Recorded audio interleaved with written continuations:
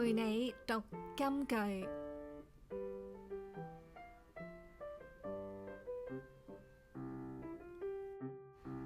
你要專心仰賴耶和華，不可倚靠自己的聰明，在你一切所行的路上都要認定他，他必使你的道路平直。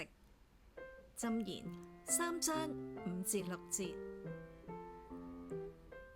面對未知嘅前路，我哋往往習慣用自己嘅經驗同埋聰明去規劃一切，但係經文提醒我哋，真正嘅平安係源於專心仰賴。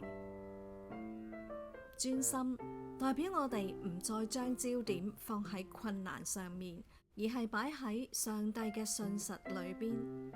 放低自己嘅聰明，並唔係話要放棄思考，而係承認自己嘅有限，願意喺一切所行嘅事上，無論係大事定係小事，都去認定神，求問神。當我哋學識放低掌控權，應許就會出現，他必使道路平直。呢一種平直未必係指人生冇困難，而係喺困難入面，我哋依然有方向，能夠一步一步安穩嘅走落去。願我哋都能夠放下擔憂，安心信靠。如果你鍾意今日嘅分享，歡迎訂閱、讚好、留言或者轉發影片。我哋下次再見啦！